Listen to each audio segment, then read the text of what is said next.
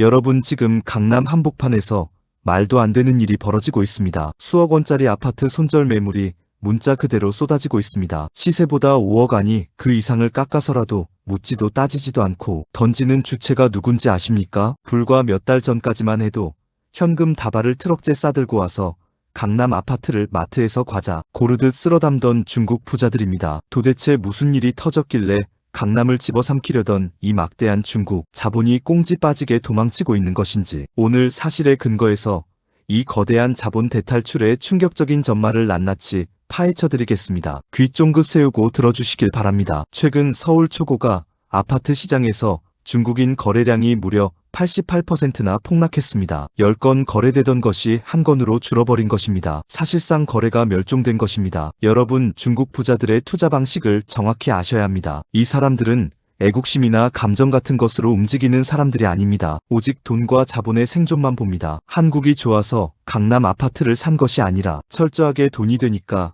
가장 안전한 세계적인 자산 도피처로 서울을 찍었던 것입니다. 과거 홍콩이 중국 통제에 들어가고 싱가포르 고급 아파트가 평당 5억까지 치솟고 도쿄마저 꽉 차버리자 수천억 대의 갈 곳 잃은 중국 자금들이 비행기로 2시간 거리인 규제 청정구역 서울로 몰려들었습니다. 이들에게 강남 아파트는 살 집이 아니라 그저 금융상품이자 편법 상속을 위한 완벽한 금고였던 것입니다. 이들이 강남을 싹쓸이할 수 있었던 이유는 기가 막힙니다. 철저한 역차별 구조 때문이었습니다. 한국 30대 맞벌이 부부가 7억짜리 집 하나 사려고 은행에 가면 대출 한도 6억 제한의 담보 인정 비율 70% 제한, 거기다 6개월 내 전입 의무까지 온갖 족쇄가 채워집니다. 그런데 중국인은 한국은행 대출 규제는 전혀 받지 않으면서 본토은행에서 100% 전액 대출을 받아오거나 불법 환칙이나 가상자산 등 검은 돈을 몽땅 끌어와 집을 샀습니다. 심지어 소득 증빙도 나이 제한도 없어서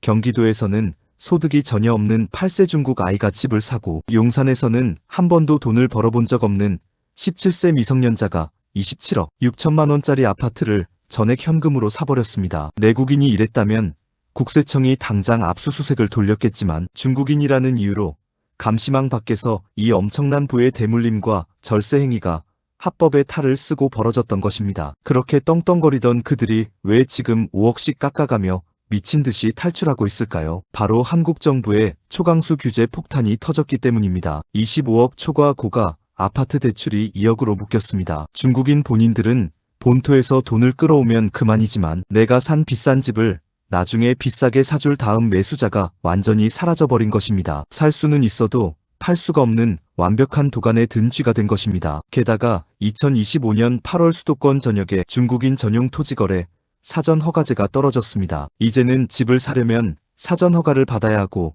무단 계약은 효력 자체가 무효가 됩니다. 거기에 자금 출처 조사와 자금 세탁 의심 시 해외 당국 통보까지 더해졌습니다. 그동안 신고 한 장이면 끝났던 노다지판이 하루아침에 지옥으로 변한 것입니다. 이 철통 같은 포위망이 닫히기 직전 이 영악하고 발 빠른 자본들이 가장 먼저 냄새를 맡고 손절치며 탈출 행렬을 벌이고 있는 것입니다. 문제는 이들이 도망가면서 남긴 시한폭탄입니다. 전세 끼고 집을 산 중국인 집주인들이 보증금을 돌려주지 않고 본국으로 야반도주하는 전세 사기가 폭증하고 있습니다. 집주인은 도망가고 애꿎은 세입자들과 주택도시보증공사를 통한 국민 혈세가 무려 64억 원이 넘는 피해를 떠안았습니다. 게다가 용도조차 알 수 없는 중국 자본이 대통령실과 평택, 군사시설 인근의 핵심 안보 부지까지 300억 원어치나 집어삼킨 사실이 드러나며 국가 안보까지 위협받고 있습니다. 여기서 우리는 아주 상식적이고 사실에 입각한 중요한 부분을 짚고 넘어가야 합니다. 바로 국제법의 기본인 상호주의입니다. 여러분, 한국인은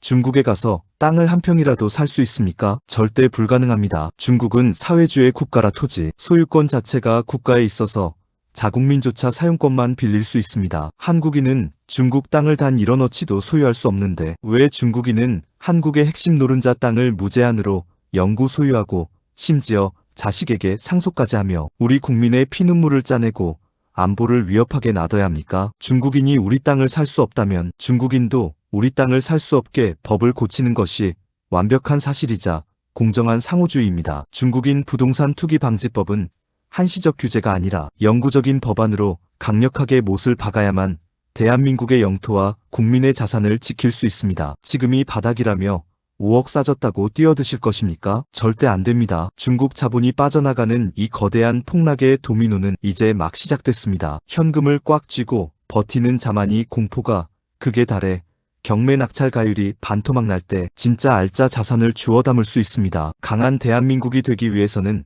국민 모두가 금융과 과학기술에 능통해야 된다고 생각합니다. 그러한 지식을 알려드릴 테니 지금 초강한 대한민국 채널을 구독 팔로우하시고 공유하시기 바랍니다. 한국인 역차별을 끝내고 상호주의에 입각해 중국인 부동산 매입을 원천 차단해야 한다고 생각하시는 분들은 이 영상이 널리 퍼져서 정치권이 움직일 수 있도록 좋아요와 공유로 힘을 실어주십시오. 상호주의 부동산 법안에 대한 여러분의 뜨거운 의견을 댓글로 남겨주시면 다음 영상에서 다루겠습니다. 우리 다 같이 깨어있는 부자가 됩시다.